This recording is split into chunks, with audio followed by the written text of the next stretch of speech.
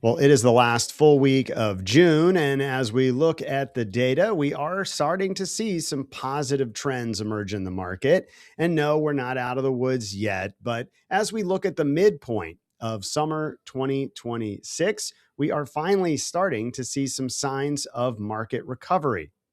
Well, the very first chart I'm going to show you totally contradicts what I just said about positive trends, but wait for it. I'm going to share the punchline at the end, and then we're going to look at the real data. So, this article came out of Resi Hub, and again mentioned that Austin's housing market continues to be, in decline, and it's one of the top buyers markets in the country. They list Florida, London, Kentucky, Cape Coral, and Fort Myers, and of course, there's Austin and Round Rock.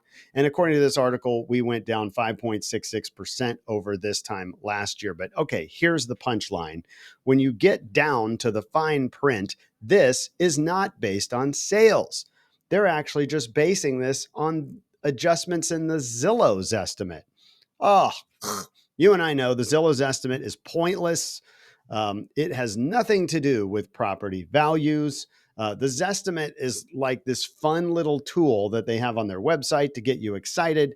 And if sales are going faster, they jack up the price of the home. And if sales are going slower, they jack it down. But homes don't work like that. So, anyways, this says year over year, Austin has seen a decline. But let's look at the real data. So this is May data, and we've been sharing it over the last several videos. And I wanted to share, this is coming straight from Unlock MLS, which is our Austin area MLS system. So if we look May year over year, yes, the median sales price technically was down, but less than 1%. So I'm going to call that pretty flat year over year. Closed sales in May were down a little bit, but if we look at pending sales right here, they're up 14%. So that means these are things that will likely close this month in June, and we will see that data show up soon. More importantly, new listings, active listings down 16%. So what does that mean? That means compared to this time last year, there's 16% fewer single family homes for sale.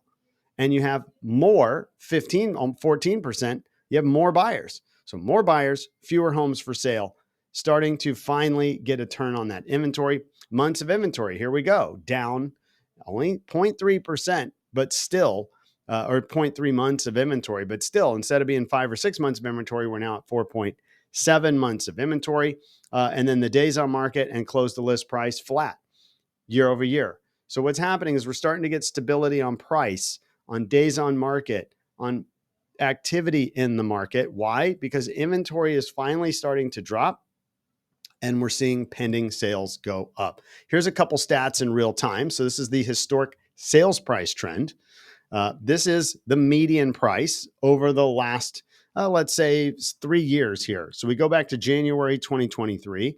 Very hard to see. This is the 400,000 mark right here, 500,000 at the top. Yeah, if you look at the peaks, down, down, down, down, we have seen that median sales price just kind of work its way down.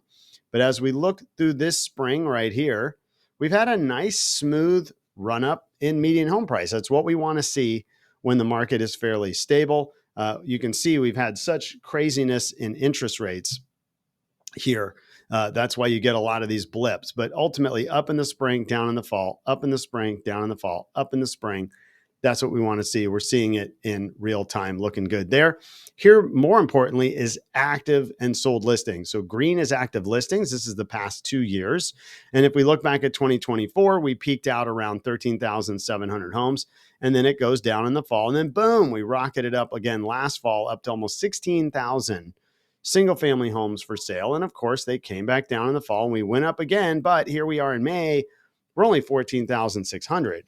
And so this is where you're seeing that 16% decline in active listings is finally, we're seeing that kind of peak of inventory be less than last year. That's a real shift. That's something that's sticky. And yes, we're seeing an improvement in sales. It's not going to show up as much in the closed sales data in terms of price and things like that. But what it's saying is the market is starting to hold steady. As we bring some of the housing down, get a few more buyers into the market, it's starting to stabilize us on price. And really, that is a nice shift. That's the first time we've seen that kind of materially show up in the last 4 years since the COVID interest rate spike. All right, let's shift over to leasing. So the leasing market, in my opinion, has been the quiet story all along. Yes, everybody talks about the price of homes coming down. They always focus on sales, but in reality, another part of that is we also just became Renter USA. We built so many apartments, so many rental housing units in the market, and everybody who couldn't sell also turned their houses into rentals. And so, wow, you just flooded the market with rentals. And it really brought that rent price down. We're starting to see some stability there too. It's not quite in the data, but I can tell you it's easier. It's getting faster to rent things out. Median rents are down year over year about 2%. Closed leases are down about 1%. Months of inventory is pretty tight. I mean, it's only 1.8 months of inventory. New leases and active leases, this is how many are coming to market. Again, like the sales market, they're down 12 and 21%. So we're finally starting to see there's less stuff coming to market to lease. That's helping bring that months of inventory down. And pending leases are up 4%. So again, we're seeing it. And then the close to rent price, that's tightening up a little bit. So again, we're not quite at full stability on the rent market, or I should say even turning the corner where you see the rent price go up. But I think we're probably a year away from that. I think if we look at this next summer, we're going to see more positive arrows when it comes to price and things like that. All right, interest rates. Finally, we know the Fed has a new chair. They held rates steady last week. I do expect that, it's 50-50 if they're going to raise rates or not. We're going to have to watch that. I am not putting as much energy on the Fed anymore. I know everybody talks about the Fed and they think the Fed's the one that really influences rates and mortgage rates. They don't.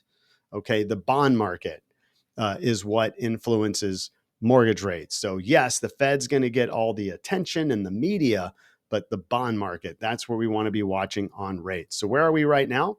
We're sitting around mid sixes on the 30-year fixed rate conventional mortgage. If you're VHA or VA, FHA, you might get low sixes. If you're good credit scores, I've even got some clients getting into the high fives. So rates are fine. I think this is the normal rate. If you want my opinion, I don't expect we're going to see much lower rates anytime in the near future. I hope we don't see higher rates. But right now, I would expect this to be the rate. Anyways, if you are a seller right now, hey, look, positive trends, we're going to take them. You are not competing against as many homes as you did last year, but you're still competing against lots of homes, and there's still at least 2-to-1 sellers to buyers. So that means at least 50% of the sellers aren't going to get a buyer, which means we really got to get right on the price, right on the condition, so that the few buyers that are in the market, and we're getting a few more than last year, really pick your house out of the bevy of options that they're going to have available. So just pay attention to that. We're not out of the woods if you're a seller, but it is more favorable than it was the past few years. If you are a buyer right now, man, things are pretty stable. This is easy. It's easy to figure out if these homes are priced well or not. There's still plenty to look at. And like I said, rates are holding fairly steady. So it is becoming more predictable, I think, for the buyers. And that's probably another reason we're seeing more buyers come to market. Anyways, I hope this video was helpful. You can check out our YouTube channel at Ryan Kelly Group, and we will be posting new videos there each and every week. Make sure to click that subscribe button. And of course, if you know anybody looking to buy, sell, invest, or finance here in Austin, would love the opportunity to talk with you. Well, again, we are wrapping up June. We are heading really close to the July 4th holiday. Hope you guys are making some great plans, and we'll talk to you again next Monday. Thanks.